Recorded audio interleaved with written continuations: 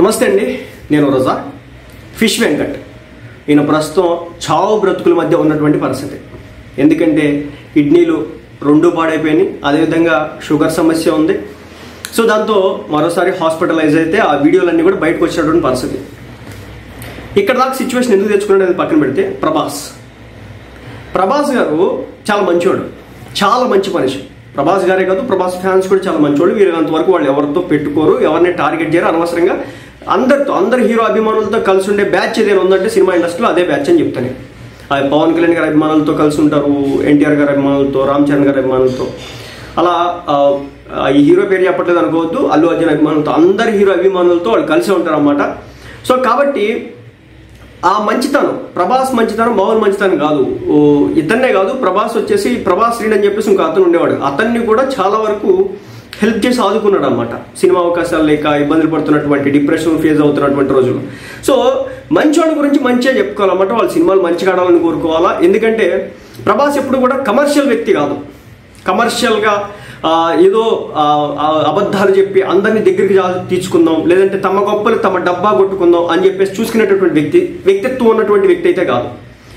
ఎందుకంటే ఇంత మంచి వ్యక్తి గురించి ఇప్పుడు నేను ఎందుకు చెప్తున్నానంటే, ఫిష్ వెంకట్కి ఈ రోజున ఏదైతే కిడ్నీ సమస్య ఉందో ఆ కిడ్నీని అమర్చాలంటే, శస్త్రచికిత్స అంటే ఆపరేషన్ చేయాలంటే దాదాపు 50 లక్షల రూపాయలు ఖర్చు అవుతుంది. అది నేను చెప్తున్న మాట కాదు, ఎవరైతే ఫిష్ వెంకట్కి వైద్యం చేసినారో వాళ్ళు చెప్తున్న మాట, అదేవిధంగా ఫ్యామిలీ మెంబర్స్ చెప్తున్న మాట. అక్షరాల 50 లక్షల రూపాయలు కావాలి, మా హస్బెండ్ ఎవరిని ఆదుకోండి, మా ఇంట్లో మా ఉన్నటువంటి సొంత ఇల్లు ఏదైతే ఉందో దాన్ని మొత్తాన్ని అమ్మినా కూడా అంత డబ్బులు రావు అని చెప్పేసి మన ఫిష్ వెంకట్ గారి వైఫ్ కన్నీళ్ళు పెట్టుకోవడం అయితే జరిగింది, బాధపడడం అయితే జరిగింది. అయితే మరి అనుకున్నాను, ఇప్పటికే మెగా ఫ్యామిలీ ఎంతో కొంత ఆయనకి సాయం చేసింది. పవన్ కళ్యాణ్ గారు సాయం చేసినారు, చిరంజీవి గారు సాయం చేసినారు, నాగబాబు గారు సాయం చేసినారు. ఇంతకుముందు ఆయనకి హెల్త్ ఇష్యూస్ వస్తే వాళ్ళే చూసుకున్నారు, ఏదో హాస్పిటల్ కూడా పంపించి ఏదో మొత్తానికి అయితే చూసుకున్నారు. అప్పుడు ఆ ఫిష్ వెంకట్ గారు రెస్పాండ్ అయ్యి మెగా ఫ్యామిలీకి థ్యాంక్స్ చెప్పినాడు. అయితే మళ్ళీ అతను అదే మందు, అదే స్మోకింగ్కి మళ్ళీ అలవాటైనాడు. అసలు దీనికి కిడ్నీలు పోవడానికి రీజన్ ఏంటంటే స్మోకింగ్ అండ్ డ్రింకింగ్. సో ఈ హ్యాబిట్ ఇంతకుముందు ఉంది ఎప్పటి నుంచో. అయితే ఏంటంటే వయసు మీద పడే కొద్ది రోగాలు ఎక్కువైనాయి. అలాంటి నేపథ్యంలోనే ఈయనకి మేబీ షుగర్ కూడా ఉంది. కాలు అప్పట్లో చాలా ఇష్యూ అయిపోతే అప్పుడు మెగా ఫ్యామిలీ రెస్పాండ్ అయిందన్నమాట. అయితే అప్పుడు డాక్టర్లు చెప్పినారు, నువ్వు స్మోక్ చేయొద్దు, నువ్వు డ్రింక్ చేయొద్దు అని.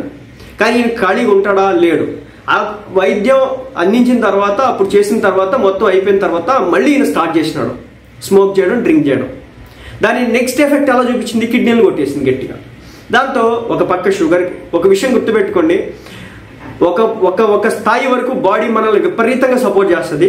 వన్స్ అది సపోర్ట్ ఆపిన తర్వాత మనం ఎవడు ఏం చేసినా కానీ అది ఇంకా కంట్రోల్ కాలేదు. ఎందుకంటే ఒక వయసు వచ్చేదాకా, ఒక 40 ఏళ్ళు 50 ఏళ్ళు వచ్చే వరకు బాడీ ఏమో ఫిట్గా ఉంటుంది, గట్టిగా ఉంటుంది, ఏది బండరాయి గుద్దిన పగిలిపోద్ది అనే స్టేజ్లో ఉంటుంది. 50 దగ్గర నుంచి ఇంకా బాడీకి మనం హెల్ప్ చేయాలన్నమాట. కాబట్టి వయసులో ఉన్నప్పుడు దిక్కుమాలిన తాగుళ్ళు, దిక్కుమాలిన గంజాయిలు, తర్వాత స్మోకింగ్, వీటినన్నిటికీ దూరంగా ఉంటే 50 తర్వాత కూడా మన బాడీ సపోర్ట్ చేస్తుంది, చచ్చిపోయే వరకు సపోర్ట్ చేస్తుంది.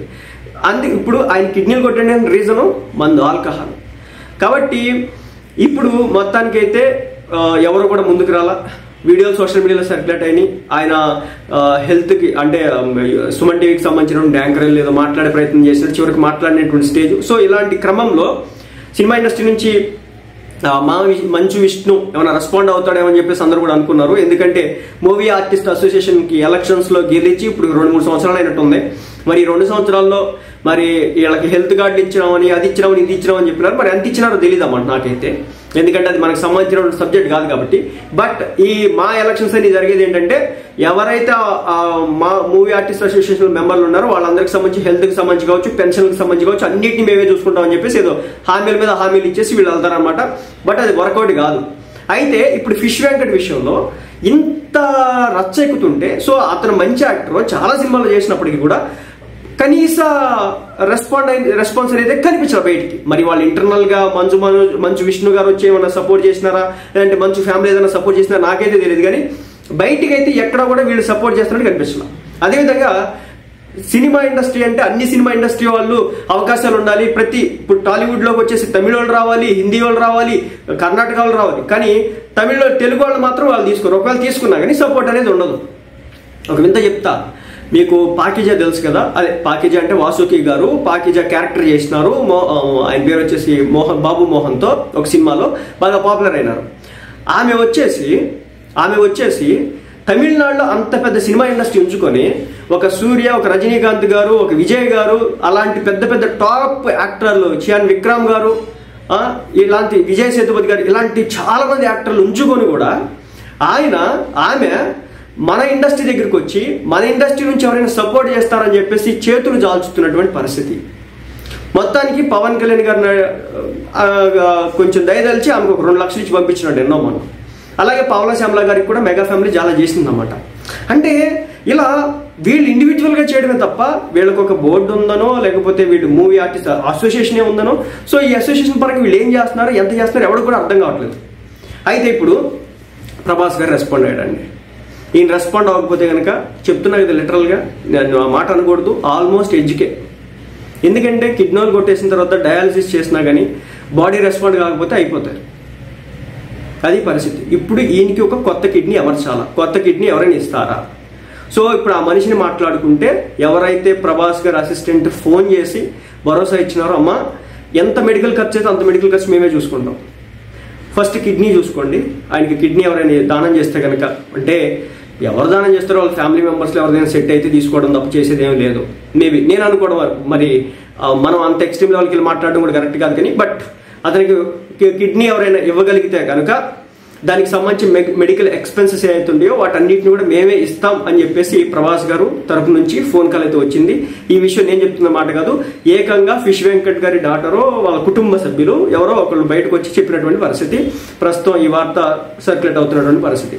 ఒకటైతే చెప్తానండి, ఫిష్ వెంకట్ గారు మంచోళ్ళు, కానీ ఆల్కహాల్ అనేది ఎంత భయంకరమైందంటే ఒంటిని నాశనం చేయడమే కాదు, జీవితాన్ని నాశనం చేస్తుంది, భవిష్యత్తుని నాశనం చేస్తుంది. మీరు చూడండి, బాగా డబ్బున్న వాళ్ళ గురించి నేను మాట్లాడట్లేదు, వాళ్ళకి ఏదైనా రోగం వస్తే చూసుకుంటారు, అది పెద్ద ఇష్యూ కాదు. రెండోది, బాగా డబ్బున్నోడు ఎంతమంది తాగినా వాడు తట్టుకోగలుగుతాడు, ఎందుకంటే ఒక కెపాసిటీ ఉంటుంది కాబట్టి. సో ధనం మూలం ఇదం జగత్ అంటారు, ధనం మాట్లాడిచ్చింది అక్కడ. బట్ డబ్బు లేని వాళ్ళ పరిస్థితి ఎలా ఉంటుందంటే, సామాన్యుల పరిస్థితి ఎలా ఉంటుందంటే, ఆల్కహాల్ తాగితే ఇంట్లో పిల్లలు పెరిగే విధానం కూడా అత్యంత దారుణంగా ఉంటుందనే విషయం అర్థం చేసుకోండి. మరి ముఖ్యంగా గ్రామాల్లో చూడండి, మందు తాగేటటువంటి కుటుంబాలు ఎంత దారుణమైన స్థితిని ఫేస్ చేస్తాయో. అదేవిధంగా మందు తాగితే కంప్లీట్ హ్యాంగ్ ఓవర్, పిచ్చెక్కుతూ ఉంటుంది లేకపోతే. కాబట్టి చెడు అలవాటు అని మన మనసు చెప్పినప్పటికి కూడా వదులుచుకోకపోతే చాలా కష్టమవుతుంది. దాని ఎఫెక్ట్ అనేది పిల్లల మీద పడుతుంది, భవిష్యత్తు మీద పడుతుంది, కుటుంబం మీద పడుతుంది. ఆల్మోస్ట్ సింపుల్గా చెప్పాలంటే ఫిష్ వెంకట్ గారి పరిస్థితి ప్రతి ఒక్కరికి కూడా రావడానికి అవకాశాలు ఉంటాయి. ఆల్కహాల్ అనే మహమ్మారి. దయచేసి ఆల్కహాల్, స్మోకింగ్ వీటికి ఎంత దూరంగా ఉంటే అంత మంచిగా ఉండండి, అంత మంచిది. చక్కగా ఫ్యామిలీతో టైం స్పెండ్ చేయడం, మంచి ఫుడ్ వండుకొని తినడం, చక్కగా నెలకు ఒకసారి బిర్యానీ లేదా వారానికి 2 వారాలకు ఒకసారి బిర్యానీ వండుకొని తినడం, ఈ ఫ్యామిలీతో అంత చక్కగా ఎంజాయ్ చేయాల్సింది పోయి ఈ దిక్కుమాలిన మందు, ఈ దిక్కుమాలిన స్మోకింగ్, ఈ దిక్కుమాలిన గంజాయి, చిన్న చిన్న పిల్లలు గంజాయి కొడుతున్నారు. అదేవిధంగా టైర్లకు పంచరేసేటటువంటి లోషన్ ఉంటుందంట, సో దాన్ని వేసుకొని పీల్చుతున్నారు. అంటే ఈ సమాజం ఎంత దారుణమైన స్టేజ్కి వెళ్ళిపోతుందంటే చెప్పలేనటువంటి పరిస్థితి. సరే, ఏదేమైనప్పటికీ కూడా ఆయన వీళ్ళంత త్వరగా కోలుకొని బయటకు రావాలని చెప్పేసి మనస్ఫూర్తిగా కోరుకుంటున్నాను.